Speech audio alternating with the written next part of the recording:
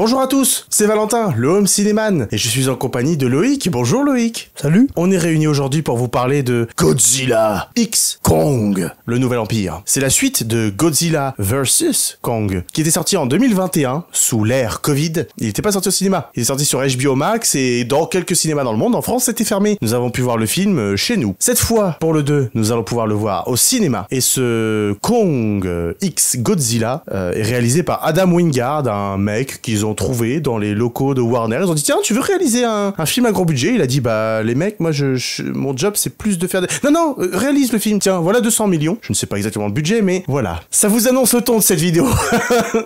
Comme je disais à Valentin, le point positif d'avoir vu ce film en avant-première, c'est qu'on n'a pas à le revoir après, quoi. Bon, est-ce que il est nécessaire de vous expliquer de quoi parle Godzilla X Kong? Bah oui, Valentin. Eh ben... Raconte-nous de quoi ça parle. Démerde-toi, lui. Raconte-toi. Non, mais à chaque fois, c'est moi qui raconte. À ton tour, maintenant. Bon, d'accord, allez, je raconte. On veut l'égalité. Oui, mais moi, je vais être encore l'aigri de service à raconter ça de manière méchante. Bon, je vais essayer. Alors, nous suivons Kong qui déambule dans la terre creuse. Oh, je suis désolé. Ça commence mal. J'arrive pas à le faire. Ok, bon, je le fais alors. Non, mais... Non, mais je veux le faire, me sacrifie, c'est bon. C'est bon, je vais me sacrifier pour la France, pour la République. J'appelle ça la France, Dolores. Et pas n'importe laquelle. La France du général de Gaulle. Ça vire patriote, là. C'est parce qu'il y a la France dans le film. Non, c'est parce que c'est OSS 117. Oui, j'avais. Non, mais ça, oui, j'avais. Bon, ça parle de quoi, cette merde? Eh ben, en fait, c'est Kong qui est dans la terre creuse, il se balade et tout, il fait sa petite vie tranquillement, hein, tranquille bilou. Et puis, bah, le petit Kong, bah, il sent tout seul. Donc voilà, donc on suit Monarch qui l'observe toujours, qui explore la terre creuse encore. Et en parallèle à la surface, on suit les aventures de Godzilla qui sauve le monde encore une fois des autres titans. Oh, voilà, c'est les aventures de Martin, en fait. Et puis on se rend compte que bah, en fait dans la terre creuse il y a d'autres paysages qui n'ont pas été encore explorés. Et une nouvelle menace va émerger du fond de la terre creuse. Le monde a changé, Valentin, je le sens dans l'air. Mais d'où le titre Godzilla X Kong, parce que l'affrontement a été fait dans le premier film, hein, Godzilla versus Kong. Là maintenant on est plus dans le c'est Godzilla et Kong, c'est les Avengers du monstre universe là. Et donc cette fois voilà, on va suivre les deux grosses bestioles qui au lieu de se taper sur la gueule vont taper sur la gueule d'autres bestioles. Bon, alors ça pourrait être pas mal parce que déjà situons-nous dans cet univers. Quels sont les films King Kong, Godzilla que tu aimes, que tu n'aimes pas? Dis-nous un peu Loïc. Je précise, on va parler surtout des films américains. On est sur une production américaine de Warner Bros. L'idée c'est de voir comment on se situe sur les productions américaines Godzilla et Kong. Je préfère le Godzilla premier du nom, la série de films Monarch. Bah il y a le Godzilla avec Jean Reno de 98 de Roland Emmerich. Oui mais moi je te parle du plus récent, enfin du premier film Godzilla, le plus récent. 2014. Ouais c'est ça, en fait c'est celui qui a engendré au final cette suite. Même si avant il y avait eu Skull Island. Alors dans l'ordre je rappelle, ouais il y a eu Godzilla de Gareth Edwards 2014, ça, voilà. Kong Skull Island en 2017, ah bah voilà. Godzilla 2, Roi des monstres 2019, Godzilla vs Kong en 2021 et cette fois Godzilla X Kong en 2024. Donc voilà, je préfère le Godzilla de 2014 par rapport aux autres Godzilla, ouais. Ouais. Et puis après pour les Kong, King Kong de Peter Jackson pour moi est indétrônable. Il y a pas mieux. Mais tu m'as dit que t'aimais bien Skull Island aussi. J'aimais bien Skull Island. Voilà, ça vaut pas non plus Peter Jackson. King Kong de Peter Jackson, un de mes films préférés ever. Chef-d'œuvre absolu. On est sur un Andy Serkis qui prête ses traits de motion capture à Kong, ce qui donne à Kong un visage et des émotions extrêmement humaines et donc perceptibles, et donc une bestiole, un singe que l'on comprend parfaitement et envers lequel on est triste. Et la scène finale de King Kong de 2005, Peter Jackson, est absolument bouleversante. Bouleversante, voilà, je cherchais le mot, merci. Bouleversante. Pour ceux qui connaissent le film, le dernier regard qu'il jette à Naomi Watts avant de se laisser tomber de là où il est, incroyable. Et les derniers mots du personnage de Jack Black, parce que oui, il y a Jack Black dans un rôle sérieux, dramatique dans le film, ces derniers mots veulent tout dire. Et ce film est un chef-d'œuvre, tout simplement. Il faudrait, voilà. Quels sont ces mots, Valentin? C'est la belle qui a tué la bête. It was beauty killed the beast. Donc ce King Kong, voilà, est le maître étalon pour moi de ce qu'il faut faire avec King Kong. Il y avait eu d'autres films, hein, le vieux film de 33 et puis le film de 76 de King Kong, qui étaient des bons films, hein, mais voilà, King Kong de Peter Jackson. Enfin, on parle quand même d'un mec qui rêvait depuis toujours de faire un film King Kong et qui a pu réaliser son rêve. Donc forcément que le truc est génial. Bref, là, par rapport à lui, on est sur une saga Adam Wingard. Comment? On est sur une saga Africa. Ambiance de la brousse, saga Africa. Attention les secousses. Je laisse l'art sortir. Je laisse... Le lard sortir.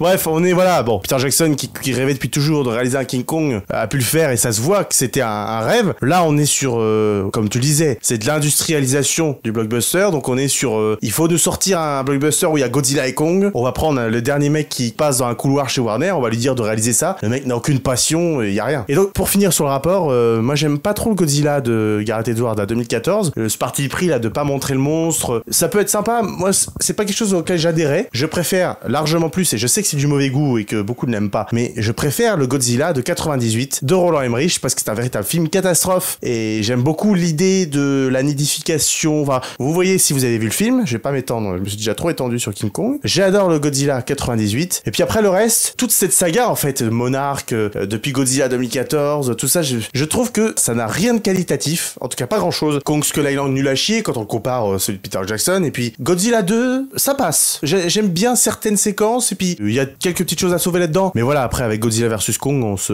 replonge dans la pataugeoire à merde. Qu'as-tu pensé, du coup, Loïc, de cette suite Godzilla X Kong, le nouvel empire? Écoute, comme je te disais, aujourd'hui au cinéma, on te présente une merde, on lui met un peu de film d'or et puis les gens disent oh regarde c'est une belle merde. Mais ça reste de la merde en fait. Il se fout de notre gueule du début à la fin. Pour moi c'était un peu un Transformers, un petit peu à certains moments. J'ai vu beaucoup de références à ça. Là c'est une insulte à la saga Transformers. Oui bon après c'est pas non plus les meilleurs auxquels je pense. Mais ce film vraiment il est pathétique parce que vraiment il nous prend pour des débiles. Il y a rien de cohérent, il y a rien de logique. Comme on dit un grand homme un jour, essaye. Sur un malentendu, ça peut marcher. Ça reste un film vraiment nul. Sans spoiler, il est sûrement dans mes flops de l'année 2024. Oh, tu t'avances comme ça? Je m'étais avancé la dernière sur Napoléon, au final c'était pas vrai. Est-ce que vous allez suivre nos aventures pour voir au fur et à mesure si Godzilla et Kong, le Nouvel Empire sera dans mon flop? Bah écoutez les prochains podcasts et puis on verra bien. Et toi Valentin? Eh bien, évidemment, je peux être que d'accord avec toi, mais je serais pas en mode quelle immonde merde, je ne m'y attendais pas, je suis surpris de voir quelque chose d'aussi nul. Non, je m'attendais à rien, voilà. Mais je suis quand même déçu. Oui, le fameux. Mais on avait vu dans les bandes annonces que ça allait être de la merde, on y allait, parce que c'est toujours Godzilla et Kong, on se dit il peut toujours y avoir un petit concept sympa, machin, mais on sait que ça va pas être terrible, et là que le fait que ce soit de la merde me surprend pas, mais moi ça m'embête toujours qu'on me prenne pour un con comme ça, et qu'on prenne pour des cons les gens qui vont voir ce genre de film, parce que des grosses créatures qui se tapent dessus. Je veux dire, oui c'est des grosses créatures qui se tapent dessus, mais d'autres réalisateurs ont prouvé que des grosses créatures qui se tapent dessus, ça peut donner des films super, et bien plus profonds et intelligents que ce que nous propose ça. Je pense évidemment au King Kong de Peter Jackson et à Pacific Rim. Souvenez-vous de Pacific Rim qui fait tout ce que ce film rate, qui réussit tout ce que ce film rate. Bref, Godzilla X Kong, nul à chier. Et on va s'évertuer à expliquer pourquoi. Tout d'abord, dans une partie non spoiler qui commence maintenant, qui sera suivie d'une partie avec spoiler. Bon, vous aurez compris, dans tous les cas, on ne vous recommande pas d'aller voir le film, il se fout de votre gueule, et on va commencer à expliquer pourquoi. Pourquoi, Loïc, le film se fout de notre gueule, à ton avis? Il y a aucune cohérence au sein de la saga Monarch, déjà. Excuse-moi, je t'interromps déjà parce que... Vas-y, commence, au pire, c'est rappelé vite, hein.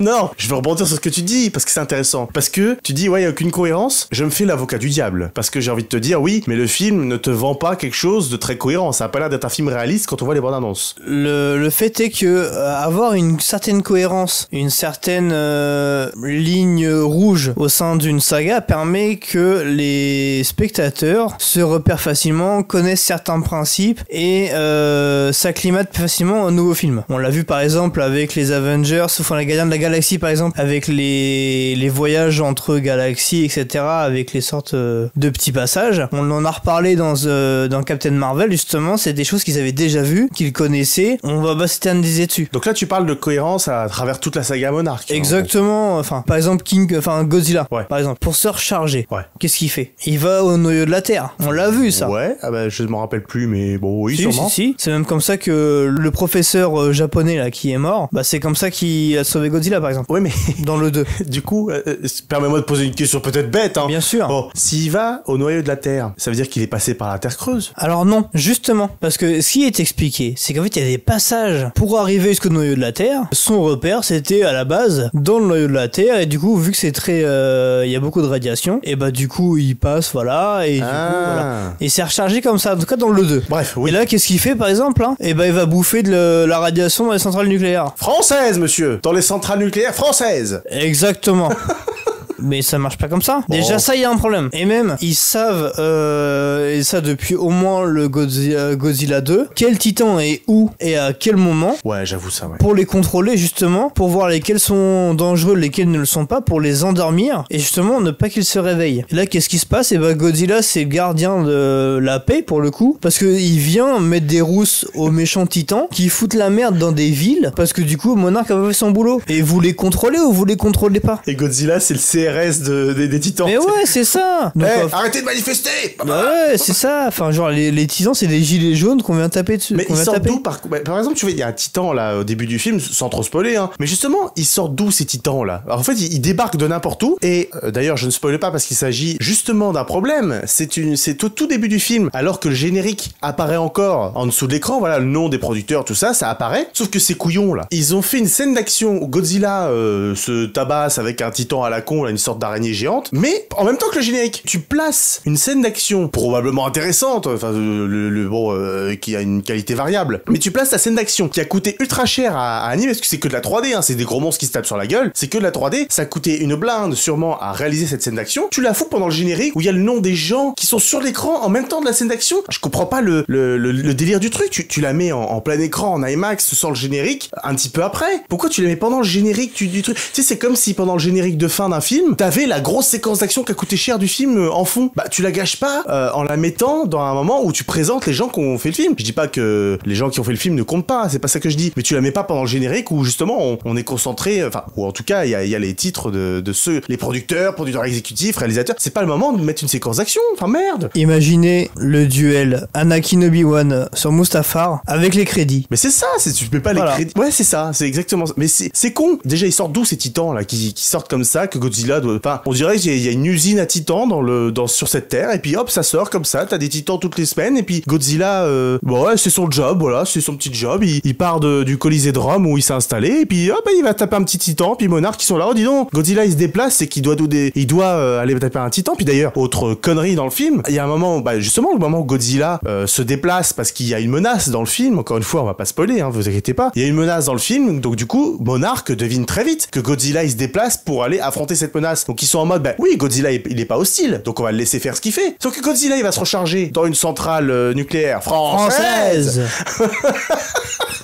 Et quand il va se recharger dans la centrale, il lui balance des roquettes. Les humains, ils sont là, ouais, vas-y, on va... Tu te souviens? Voilà, il lui balance des roquettes sur la gueule, mais ils ont très vite capté que le mec, que Godzilla, il était en mode... je me recharge pour aller affronter la menace qui se présente à vous, en fait. Ils savent très bien que Godzilla est avec eux, qu'il est en train de devenir plus puissant pour battre une menace qui menace tous les humains aussi, hein. Et il lui balance des roquettes, mais je ne comprends pas les humains de ce film, mais c'est des abrutis. Non, mais quelle idée de lancer des salades sur un titan.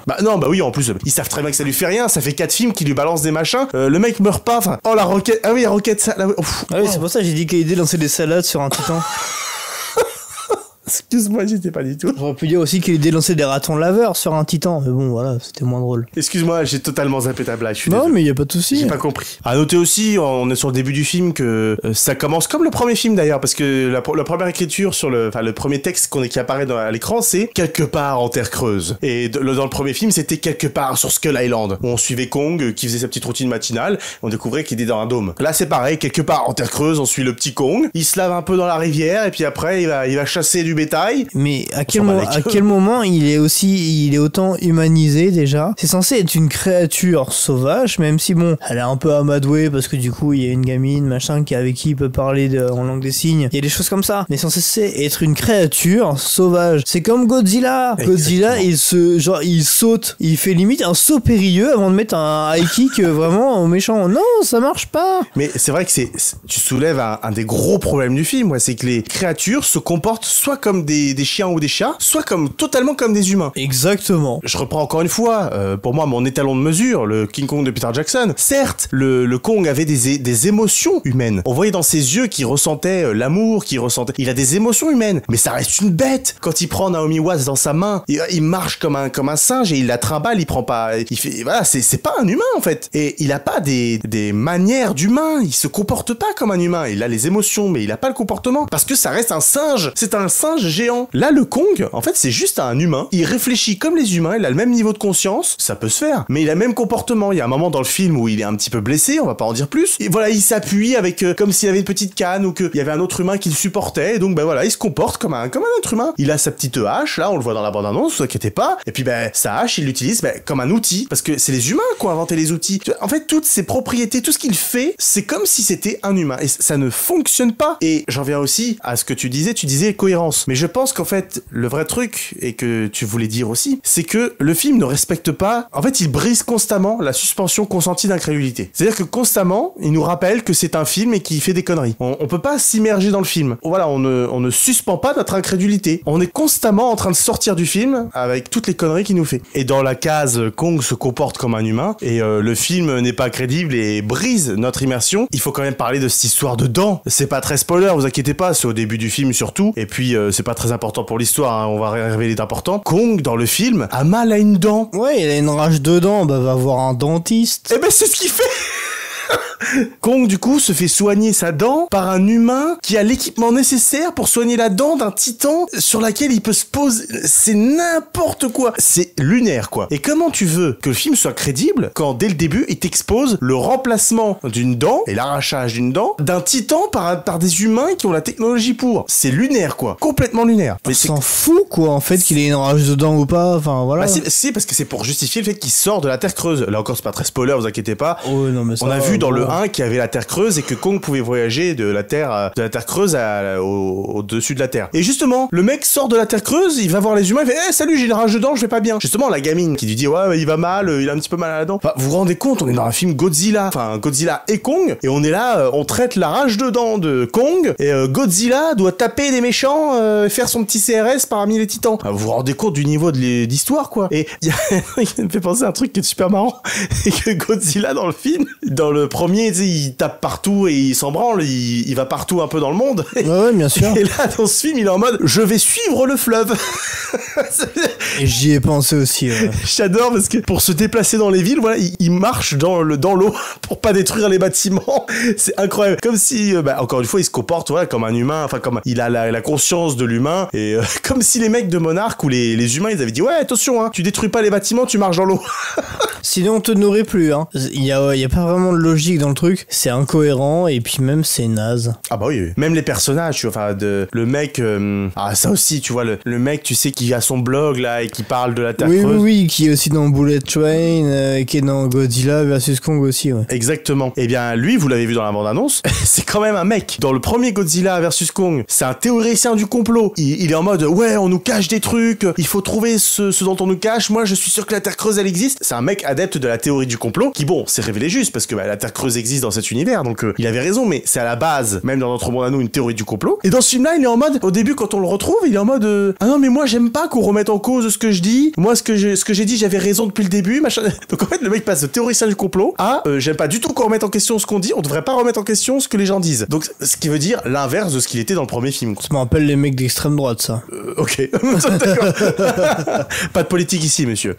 My bad. Moi j'aimerais finir dans le sans spoil en disant que un des gros problèmes aussi du film, c'est que les distances et les proportions sont mal gérées. Et aussi le poids des créatures. C'est-à-dire que par exemple, il y a plein de moments dans le film où on voit des humains. On va vous parler de ces moments où il y a la dent, où un humain soigne la dent de Kong. Et en fait, il va sur sa dent. Donc physiquement, l'humain est sur la dent de Kong. Donc on voit la taille que fait l'humain comparé à la dent. Sauf que plusieurs plans après, on voit qu'en fait Kong est beaucoup plus petit que ça. Et donc l'humain correspondait peut-être à 2-3 dents du Kong. Et puis le plan d'après, on voit que la gamine, en fait, elle est bien plus petite que Kong, qui fait bien plus grand. Et donc en fait les distances sont extrêmement mal gérées dans ce film, tout comme ça je peux le dire, enfin la menace du film qu'on ne vous révélera pas.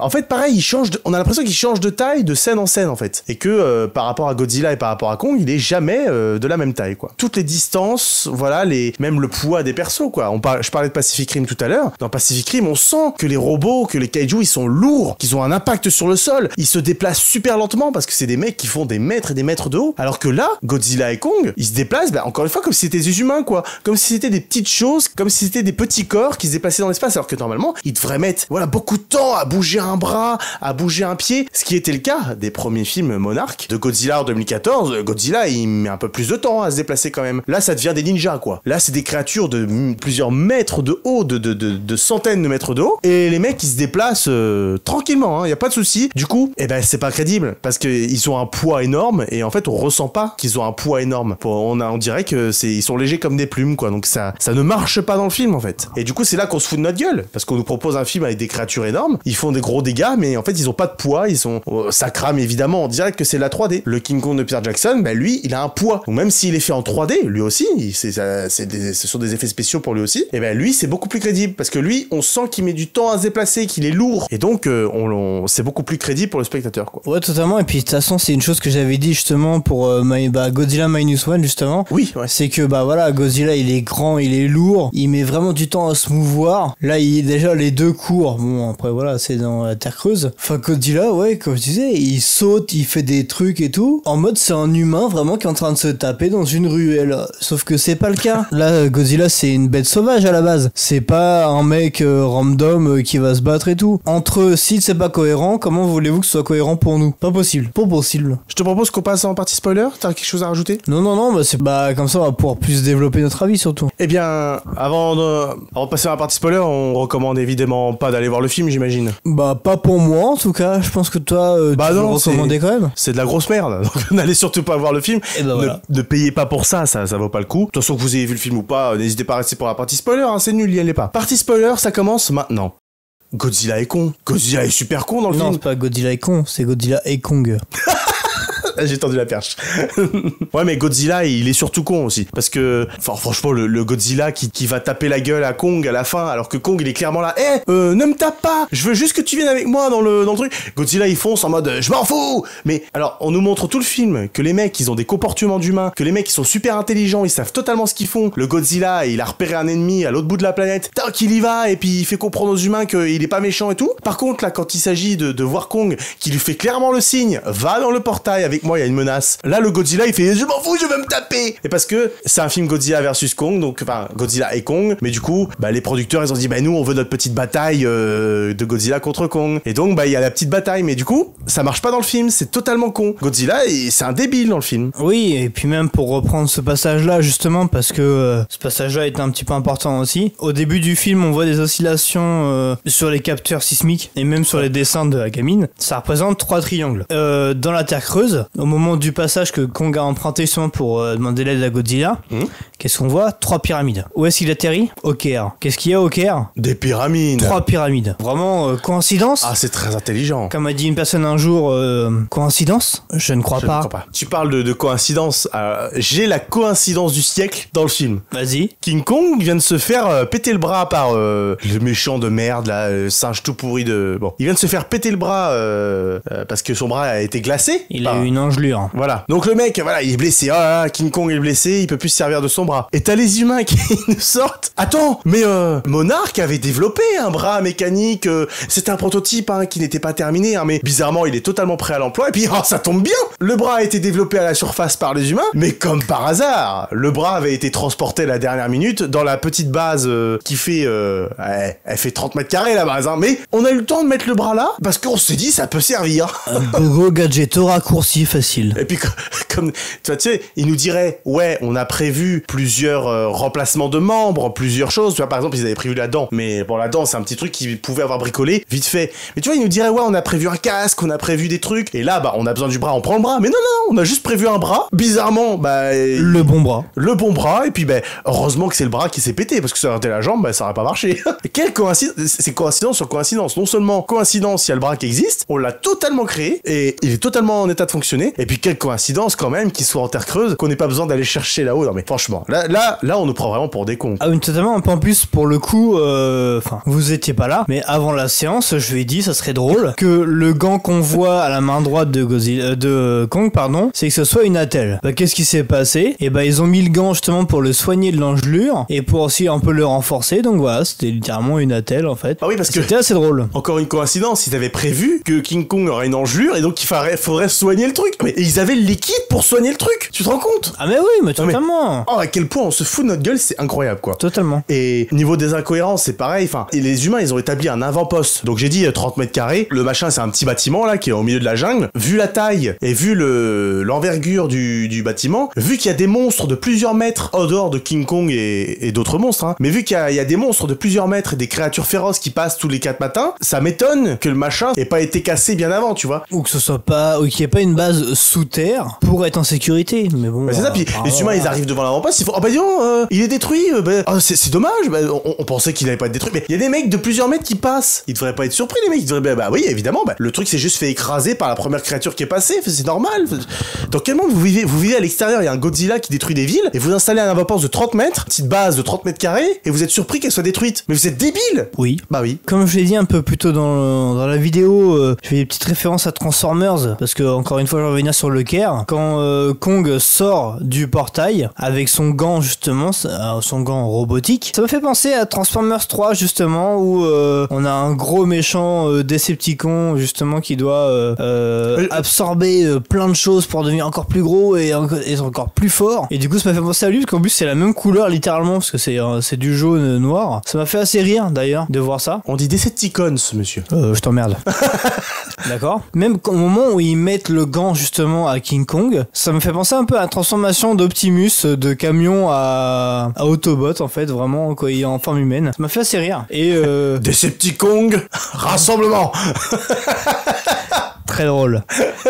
Et pour aller un peu plus loin, mais du coup voilà, c'est partie des quelques notes que j'avais notées. Mothra, elle apparaît comme ça, mais c'est pas possible. On l'a vu, la dernière fois qu'on l'a vu, alors il me semble qu'on l'a vu peut-être dans le 2, donc Godzilla Roi des monstres, mais après voilà, c'est tout. On ne sait pas ce qu'elle est devenue, mais pour nous elle est endormie, elle s'est reposée quelque part, elle est endormie. Et là on nous dit que la gamine là qu'on suit depuis Skull Island là, celle qui va l'invoquer pour qu'elle puisse aider Godzilla dans sa bataille contre le roi des singes méchants.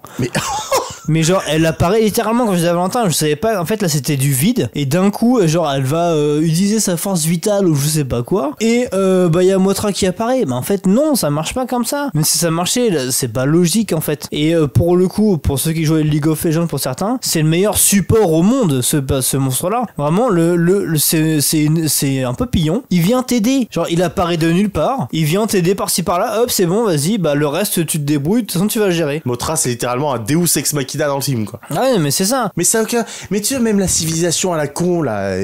Les Iwi. Je suis sûr que ça passait sur Pee-wee. Je suis sûr en fait tu les coupes en deux, il y a de la chair verte en fait avec des petites vitamines dedans. Ça devient gore. Faut faire gaffe, la peau elle est poilue. Ouais, la nouvelle civilisation à la con là, mais comment ils peuvent avoir survécu sur la Terre creuse? Mais c'est impensable. L'adaptation par les cristaux. Ouais voilà, ils ont trouvé des cristaux. Non mais, tu sais, c'est la civilisation qui se défend avec des putains d'arbalètes et de flèches, mais ils te vendent ça comme étant le truc super avancé. Et, évidemment, vu qu'on nous la présente dans le film comme étant un truc révolutionnaire, c'est la meilleure civilisation du monde, ils ont tout inventé avant tout le monde. Évidemment, c'est une civilisation matriarcale. Ça, c'est pareil, c'est tout pété. Déjà que le film n'est pas sérieux pour un sou, ils vont nous sortir cette histoire. Ah ouais, mais on attendait l'élu, on attendait la meuf qui a passé toute sa vie avec Kong sur Skull Island, pour qu'en fait, un jour, elle nous rejoigne sur la Terre creuse, qu'elle retrouve notre repère, parce qu'on est, en plus, dans la Terre creuse, on est caché dans la Terre creuse. On a attendu cette meuf, cet élu, qu'elle nous rejoigne, qu'elle parle notre... Parce qu'en plus, c'est des télépathes, évidemment. Bah oui, faudrait pas qu'ils parlent comme nous, ils sont super avancés, attends, tu comprends pas. Il a fallu que cette meuf nous rejoigne, et qu'après, en fait, il y a elle seule qui peut réveiller Mothra, qui après pourra aider Godzilla, parce que c'est le seul allié de Godzilla, parce qu'en fait, il y a cette espèce de truc ancestral de Godzilla doit être aidé par Mothra pour vaincre le roi singe méchant qui a déjà failli vaincre Godzilla en sortant par-dessus.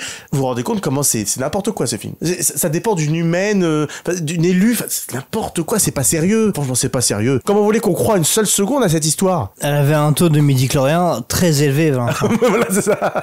Moi, je comprends pas cette histoire là. Pareil, le méchant singe, on en parle une seconde. Moi, je comprends pas comment ce mec, on nous le vend comme étant celui qui a failli repousser Godzilla, mais le mec se fait poutrer la gueule en 2 secondes à la fin. Et même, je comprends pas comment Kong n'a pas réussi à lui piquer son espèce de cristal qui contrôle l'autre titan de glace, là. Il aurait dû arriver en 2 secondes à lui piquer son cristal, et puis il lui fout une baffe, et puis terminé. Dès la première rencontre, en fait, je ne comprends pas comment ce mec peut vaincre Kong, alors que déjà, il est physiquement bien moins grand et bien moins musclé que lui.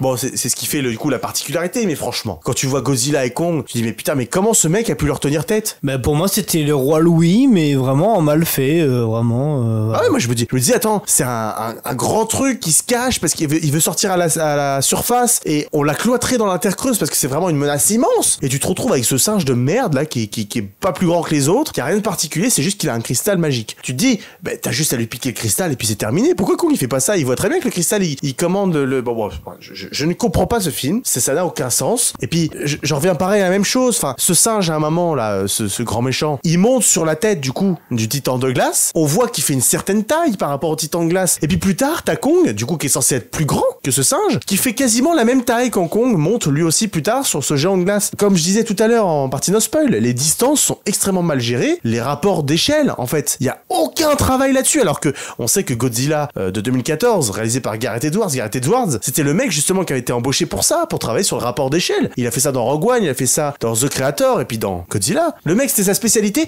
on l'a embauché pour faire une saga qui commençait par ça, pour travailler sur l'échelle. Et là, voilà, le mec, on l'a croisé dans un couloir de Warner Bros, et puis on lui a dit, tiens, on va réaliser un film, mais il a aucune idée de comment on fait ça. Il a aucune idée de comment on gère l'échelle des personnages. Moi, ça m'énerve. Je m'énerve un petit peu. Je suis désolé. Pareil, pour finir, la relation entre Kong et Mini Kong. Toi, t'as aimé, toi, ce personnage de Mini Kong, là? Bah écoute, le Mini Kong, j'ai trouvé ça au début, ouais, bah, comme à chaque fois, il y a un bébé, oh, c'est trop mignon. Non, au bout d'un moment, c'est bon, quoi. À la base, il est méchant envers Kong, et puis au final, Kong, il est gentil avec lui, et du coup, bah, le petit va être gentil avec lui. Et, une histoire puis, à la con, ouais. C'est ça, et puis au final, le Kong va remplacer son père parce que le père a été tué, machin. Dramatiquement. Ouais, c'est ça. Puis c'est vrai que c'est tellement bien fait qu'on différencie pas tous les singes. On n'a même pas su qui était son père, qui était pas son père. C'est juste parce qu'il est triste. Et encore triste, t'as vu, il a zéro émotion, le machin. Le truc est animé, mais d'une manière c'est ça. catastrophique. Donc ouais, non, enfin, en fait, c'était un truc inutile, il y avait pas besoin. Mais c'était histoire de rajouter un autre singe, un autre personnage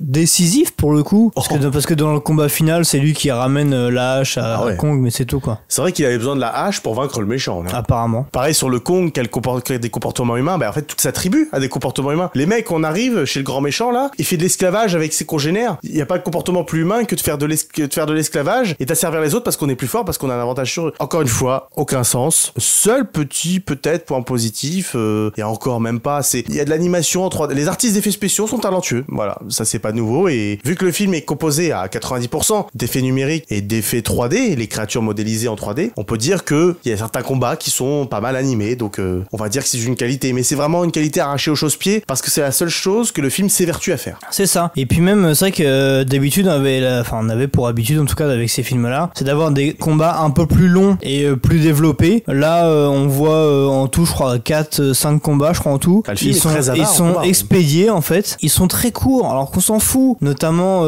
Godzilla qui se bat contre justement un des titans en Arctique ou un truc comme ça. Quand on nous l'a présenté au début, avant de le voir en vrai, il était stylé. Et même quand on le voit en vrai, c'était stylé, mais ça va trop vite. Ça va trop vite. On le voit même pas tuer le monstre. Il fait son espèce de grand éclair. Bah, en fait, il fait carte Joker directement, puis basta. Bah, c'est comme King Kong qui se bat avec, tu sais, la créature de l'eau là. Oui, c'est ça. En fait, on le voit même pas tuer le machin. On voit juste la tête voler. Il balance la tête et puis voilà, démerdez-vous. Je comprends pas. Le but c'est les combats dans ce film. Bah ouais, c'est ça. À la base, c'est juste un film où des créatures se tapent sur la gueule et puis c'est tout. Bah là, non, il y a plein de trucs comme ça où ça allait pas, quoi. Enfin, à la limite, même si c'était juste le combat final. Le combat final, il a duré quoi? Même 10 minutes. Il a duré 10 minutes, un quart d'heure à peine. Plus long que le reste. Ils ont préféré faire des ralentis sur des combats très rapides que développer sur d'autres choses. Et c'est dommage. Mais ça, bon, ça fait très épisode Power Rangers en fait. Hein. J'ai l'impression, c'est vraiment le combat des gros monstres. On se tape sur la gueule et puis à la fin, fin, chacun chez soi, et puis le méchant est vaincu, on est tous contents, on rejoint nos maisons, et puis bah on se retrouvera à la prochaine aventure. Ouais, c'est ça. Hein. Bon, non, c'est nul à chier.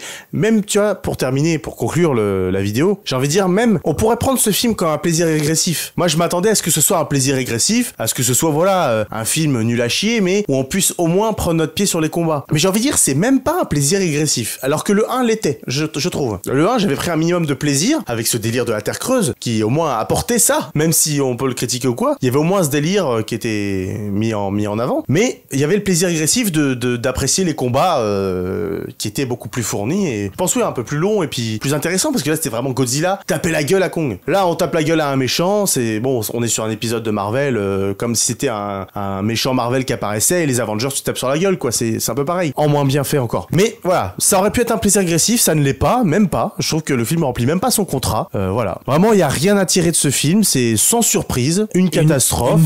Une daube, et franchement, faut pas payer pour aller voir ça, quoi. Faut attendre de le voir à la maison. N'attendez pas, en fait, pour prendre une décision, et cette décision, c'est de ne pas aller le voir au cinéma. Par contre, vous pouvez écouter d'autres vidéos de la chaîne, ça, c'est sans problème, c'est gratuit en plus. Donc profitez-en. Et oui, et puis si vous voulez ne pas rater les prochaines vidéos, il faut s'abonner à la chaîne. Et puis laisser un petit commentaire, un petit pouce bleu, parce que ça aide la chaîne. Et puis n'hésitez pas à aller voir les anciennes vidéos, à nous soutenir et à aller voir notre compte Sens Critique, dont vous retrouverez les liens dans la description. Et puis je te remercie encore une fois, Loïc, de m'accompagner. C'est un plaisir. On se dit à la prochaine. À la prochaine. Ciao. Salut.